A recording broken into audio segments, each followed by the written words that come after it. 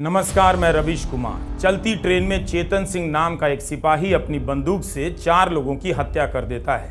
Rail मंत्री इस घटना की निंदा में एक ट्वीट तक नहीं करते हैं। आज का वीडियो रिकॉर्ड करते समय तक रेल मंत्री का कोई ट्वीट नहीं मिला, कोई संदेश नहीं कि रेलवे में ऐसी हरकतें बर्दाश्त नहीं की जाएंगी। जबकि इस घटना में रेलवे सुरक्षा बल के सहायक दारोगा टीकाराम मीणा की भी हत्या हुई है। रेल मंत्री की इस चुप्पी को आप चाहे जैसे पढ़ते रहें, लेकिन चुनाव हो या ना हो, अब ऐसी घटनाएं कहीं ना कहीं से आती रहेंगी। इन्हें रिपोर्ट करना भी किसी मानसिक बीमारी और तनाव के करीब पहुंचने से कम नहीं है। 1 अगस्त के ही अखबारों में ऐसी कई घटनाएं छपी हैं। हरियाणा के गुरुग्राम, फरीदाबाद में तनाव की खबरें छप रही हैं। यहाँ से आने वाली खबरें दिलो दिमाग में तनाव भर देती हैं। पिछले 10 साल में इस मेवात में तनाव पैदा करने की कितनी कोशिशें हुई और किसने की, ईमानदारी से देखेंगे तो पता चल जाएगा। कभी महापंचायत तो कभी वीडियो बनाकर खुलेआम धमकी। तरह तरह की यात्राओं के नाम पर तनाव पैदा किए जाने की इन खबरों को आप अपने बच्चों के भविष्य के लिए ठीक से पढ़ लीजिए, जिन्हें डॉक्टर इंजीनियर बनाना चाहते हैं। मेरी नीयत बस इतनी है कि वे आपके बेटों को दंगाई बनाना चाहते हैं। मैं चाहता हूं कि आपके बच्चे डॉक्टर बने।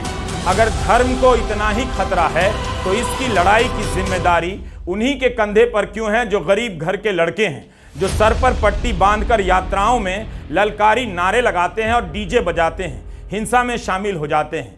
मिडिल क्लास और हाउसिंग सोसाइटी के व्हाट्सएप ग्रुप के अंकिल अपने बेटों को विदेश भेजकर इन गरीब बच्चों के लिए ताली बजाते हैं, जो इस तरह की राजनीति के कारण दंगाई और हत्यारे बन जाते हैं।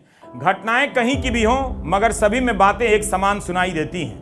यूपी के बरेली से लेकर हरियाणा के नूंह तक में जो हो रहा है वो इसलिए हो रहा है ताकि धर्म की राजनीति के नाम पर वो नेता देवता बन जाए और आपका वो बेटा दंगाई। इस देश में पुलिस की व्यवस्था है, सेना की व्यवस्था है, लेकिन इसके बाद भी असम से ये खबर है कि एक संगठन इन नौजवानों को बंदूक चलाने की ट्रेनिंग दे रहा है। क्या वो रक्षक बना रहा है? क्या इसे सेना और पुलिस की मान्यता दी जा सकती है?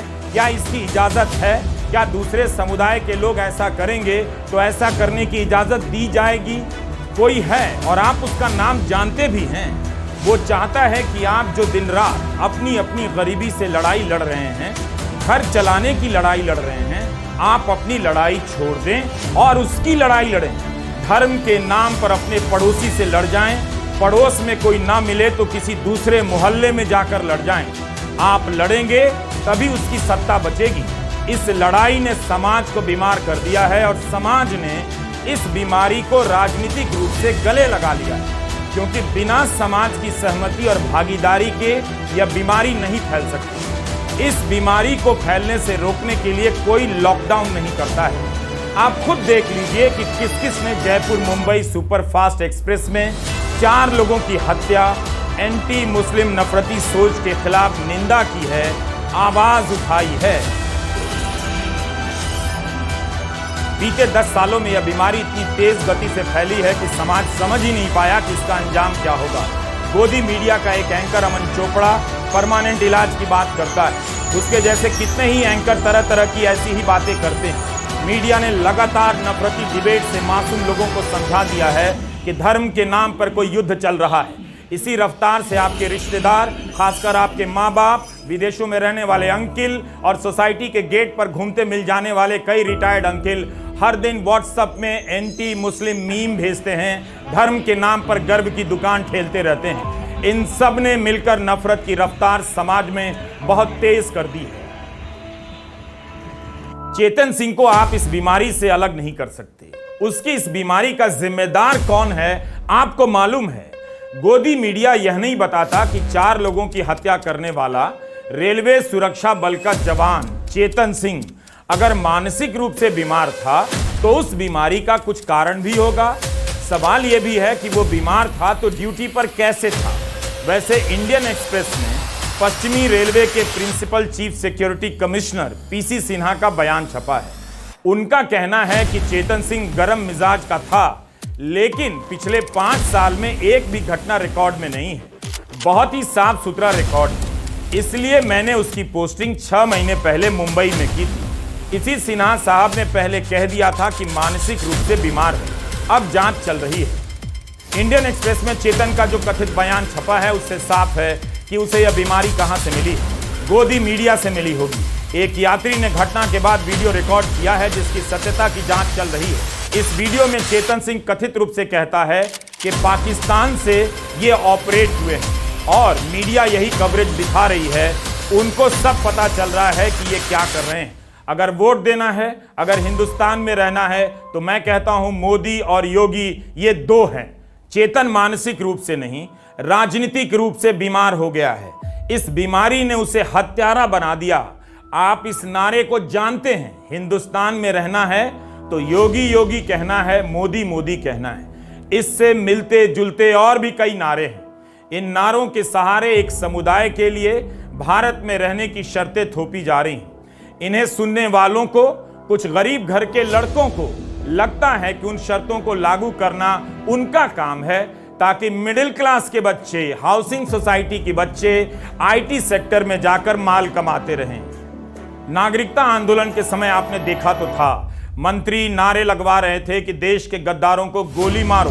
दो नौजवान बंदूक लेकर आते हैं और गोली भी चलाते हैं। एक की गोली सामने खड़े एक लड़के को लगती भी है और एक हवा में गोली चलाता है। उस समय भी यह बात सामने आई थी कि नौजवानों ने किस तरह के नारे लगाए थे और नारे किन किन चीजों से बनते हैं। धर्म की राजनीति ने इन दोनों को जो बना दिया आप जानते हैं। शाहीन बाग में गोली चलाने वाले कपिल गुर्जर ने कहा था, हिंदू राष्ट्र जिंदाबाद, हमारा देश हिंदू राष्ट्र है, हमारे देश में और किसी की नहीं चलेगी, सिर्फ हिंदू की चलेगी। यही वो लाइन है जिसे चेतन सिंह ने किसी और तरीके से दोहरा दी।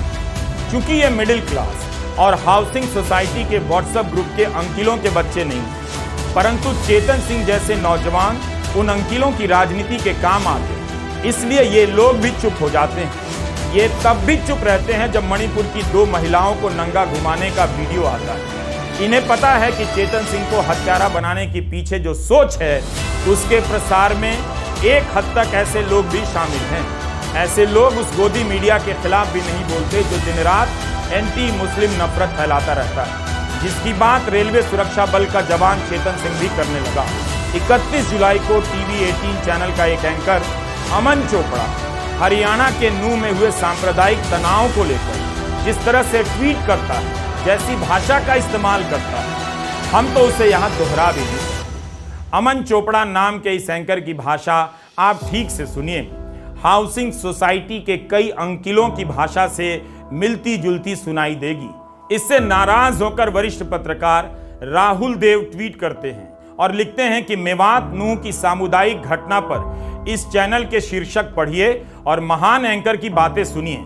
फिर चैनल से पूछिए क्या है उनका परमानेंट इलाज। गूगल कीजिए किसने कहा था फाइनल सॉल्यूशन और किया था 60 लाख यहूदियों का संहार। कल सिपाही द्वारा 4 लोगों की रेलगाड़ी में हत्या को भी याद रखिए। इस चैनल और एंकर पर प्रतिबंध क्यों नहीं लगना चाहिए। परमानेंट इलाज जैसी भाषा के बारे में राहुल देव ने बता दिया कि कहां से आ रही है। लेकिन सोचिए, अमन चोपड़ा देश के सबसे सफल और ताकतवर उद्योगपति मुकेश अंबानी के चैनल में काम करता है। यह अपने आप में रहस्य है कि उनके जैसा उद्योगपति इस तरह के एंकर को कैसे रखता है। राहुल देव ने जब चेतावनी दी तो अमन चोपड़ा ने और साफ किया कि परमानेंट इलाज से उसका इरादा वही है जिसकी बात राहुल देव कर रहे हैं। यह वो इरादा है जिसे दुनिया में किसी भी चैनल पर प्रसारित करने की इजाजत नहीं दी जा सकती। कई जगहों पर तो कानूनन रोक है, मगर अमन चोपड़ा राहुल देव पर पलटवार करता है और ट्वीट में लिखता है, राहुल सर प्रणाम, आज उन्हीं 90 लाख यहूदियों का देश इजराइल दुश्मनों के घर में घुसकर उनका परमानेंट इलाज करता है, जिससे भी कुछ बारूदी बुद्धिजीवियों को पीड़ा पहुंचती है। पत्थरबाजों के परमानेंट इलाज के विचार से आपको कष्ट का कारण क्या है? समाज का हर वर्ग पत्थरबाजी वाली इस नई महामारी का फाइनल सॉल्यूशन चाहता है। एक डीएसपी के सिर में गंभीर चोट, इंस्पेक्टर के पेट में गोली, एक जवान की मौत और दर्जन भर जख्मी हैं। पत्थरबाजों को कवर फायर देने की आपकी मजबूरी समझ नहीं आई। यह एंकर अपने सीनियर और एक तरह से मेंटोर से भी ट्रोल की भाषा में बातें कर रहा है। अंत में राहुल देव थक गए और इतना ही लिखा कि तुम और तुम्हारे वैचारिक साथी पत्रकार मेरे लिए पत्रकारिता का कलंक हो। अमन, परमानेंट कुछ नहीं होता, न मनुष्य की स्थितियां, एक ही तत्व चिरस्थायी है पर वह घृणा से परे है। आज की तारीख में गोदी मीडिया नफरत पैदा करने की ऑफिशियल फैक्ट्री बन चुका है। चैनलों पर नजर रखने वाली संस्था NBSA ने इस अमन चोपड़ा को पहले भी फाइन किया है।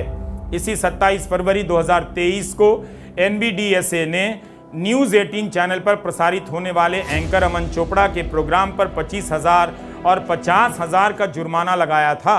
अपने फैसले में NBDSA ने कहा था कि चोपड़ा ने एक तरफा होने की सीमा पार कर दी, सांप्रदायिक विभाजन फैलाने के लिए बयान दिए, गुजरात की एक घटना को लेकर पूरे मुस्लिम समुदाय को निशाना बनाने लगा।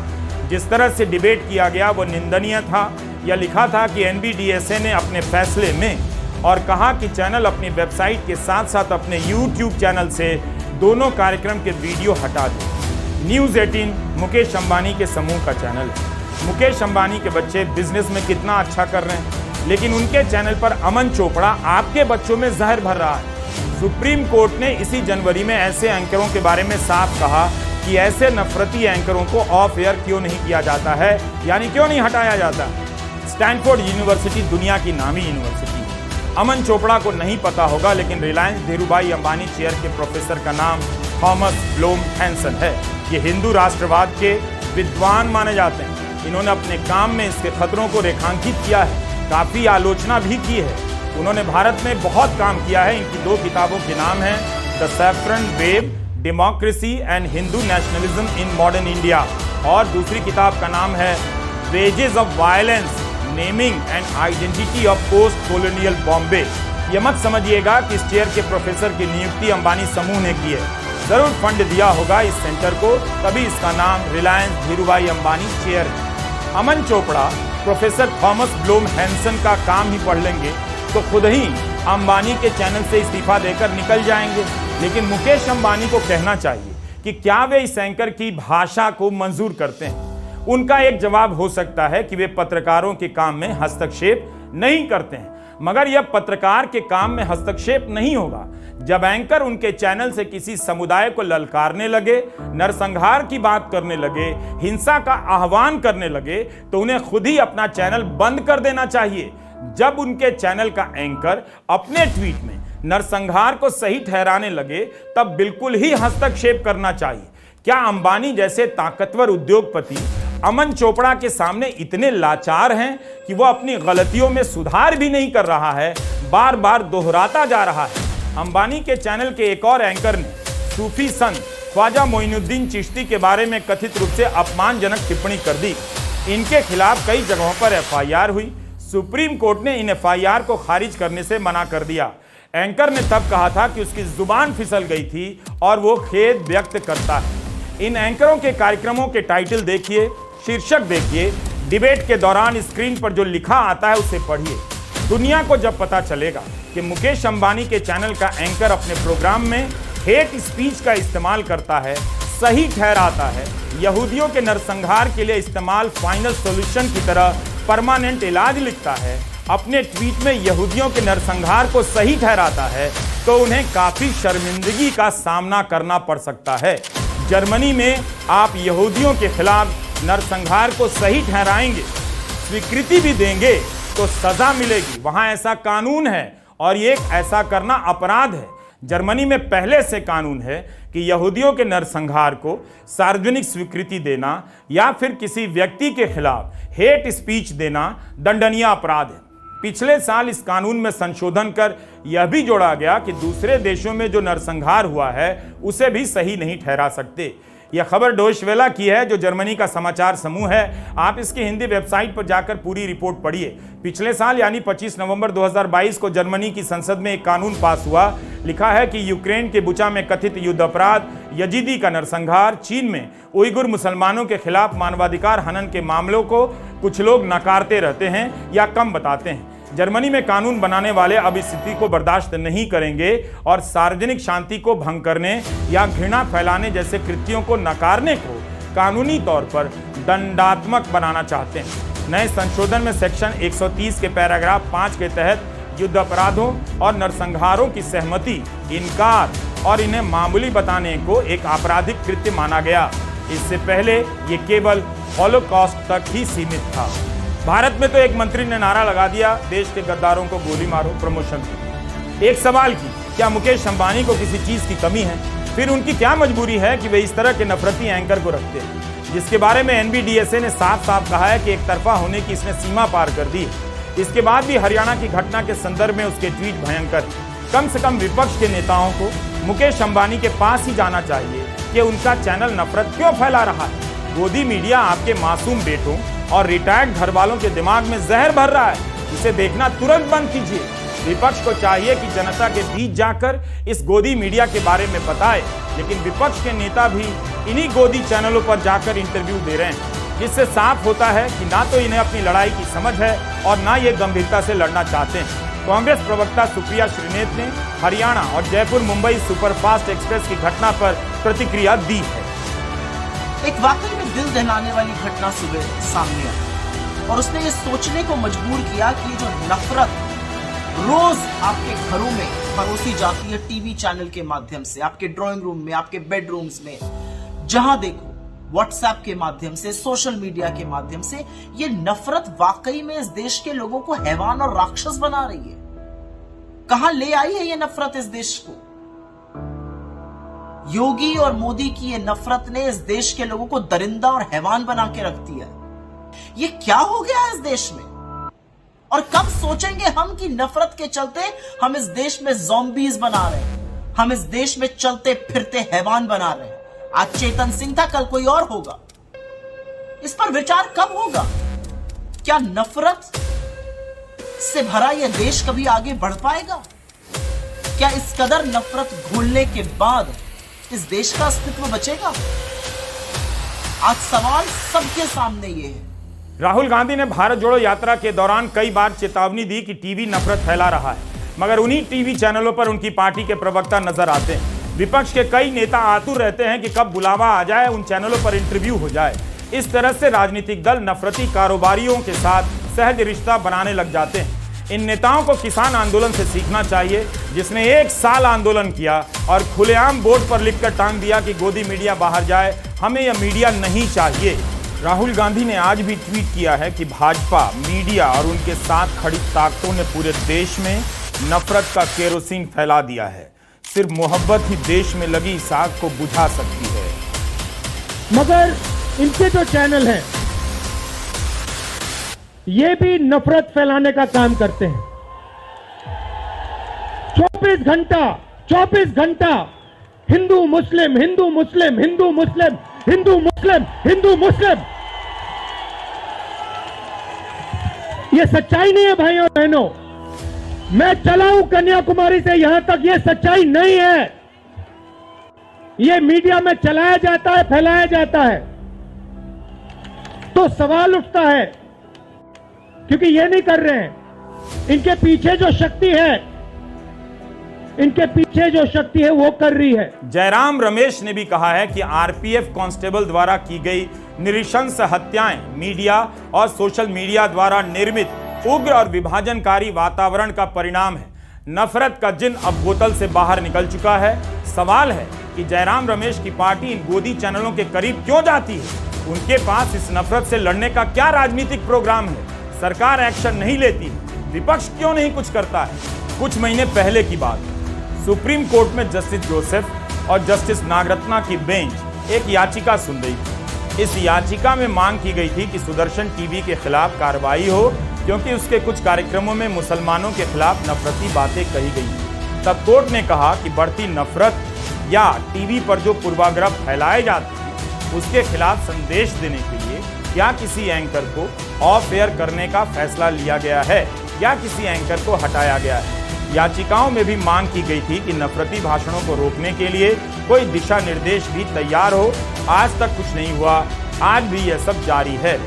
इंस्पेक्टर टीकाराम मीणा की बेटी पूजा मीणा का रो रो कर बुरा हाल है। उनके पिता की हत्या इस तरह से कर दी गई। चेतन सिंह के भी 2 बच्चे हैं, पत्नी हाथरस का रहने वाला है। पिता की मृत्यु के बाद अनुकंपा के आधार पर नौकरी मिली थी। नफरत ने एक पिता को हत्यारा बना दिया, इन 2 बच्चों की जिंदगी खराब कर दी। ये हाउसिंग सोसाइटी के बच्चे नहीं हैं, वरना सारे अंकिल इस वक्त रोड पर निकल आते और इस घटना के खिलाफ थाली बजा रहे होते। कादर भानपुर वाला नाला सोपारा के रहने वाले थे। नाला सोपारा में जाने माने व्यक्ति थे। 20 साल से अपनी पत्नी के साथ यहीं रहते थे। छोटे बच्चों के सामान की दुकान चलाते थे। जयपुर के असगर अली अब्बास चूड़ियों की दुकान चलाते थे। 5 बच्चे हैं। इन सभी के बच्चों को नफरत की राजनीति ने अनाथ कर दिया। गोदी मीडिया के दर्शकों को शर्म आनी चाहिए। उन्होंने इन चैनलों को देख देख कर समाज के बीच कई लड़कों को दंगाई बना दिया। यह घटना यहीं समाप्त नहीं होती है। ऐसी घटनाओं से ही चुनाव का माहौल बनता है। आप वोटर बनकर सरकार का हिसाब नहीं करते, बल्कि धर्म के रक्षक बनकर ऐसी घटनाओं के समर्थन में लगा दिए जा रहे हैं भीड़ की तरह। हम गुरुग्राम के आसपास की हिंसा की तस्वीरें नहीं दिखा रहे, लेकिन जो गुरुग्राम कुछ दिन पहले बारिश के पानी के जाम में फंसा था, आज वहां के स्कूल बंद हैं। फरीदाबाद के भी स्कूल बंद हैं। सोचिए जरा इन बच्चों के बीच क्या बातें हो रही होंगी। मुझे नहीं पता कि वहां के लोग अपनी सोसाइटी के व्हाट्सएप ग्रुप में इन बातों का विरोध कर रहे हैं या नहीं, या गोदी मीडिया के एंकर की भाषा बोलने लग गए हैं। लेकिन इतना पता है कि इस राजनीति ने गुरुग्राम को जाम मुक्त शहर नहीं दिया, उल्टा नफरत से आसपास के कई लोगों का दिमाग जरूर जाम कर दिया है। नूह गुरुग्राम से सटा इलाका है। 4 लोगों की मौत हुई है, 3 सिपाही गंभीर हालत में। शांति के लिए अपील ही कर सकता हूं, परंतु जो मणिपुर के लिए अपील नहीं कर सकते वो गुरुग्राम के लिए क्या ही करेंगे। आपका घर है, आपके बच्चे हैं, आप अपने घर में ही अपील कर लीजिए कि नफरत की बातें बंद होंगी। नफरत फैलाने वाले रिश्तेदार और माँ बाप से सवाल करने का टाइम आ गया है। इस बीच प्रधानमंत्री फिर से व्यस्त हैं। आज वे पुणे में तिलक जयंती पर पत्रकारिता का महत्व समझा रहे हैं और उनके दौर में गोदी मीडिया पत्रकारिता के नाम पर नफरत फैला रहा है। उनकी सरकार में एक सूचना प्रसारण मंत्री भी हैं। लगता है उन्हें इस बात की सूचना तक नहीं। नमस्कार, मैं रविश कुमार।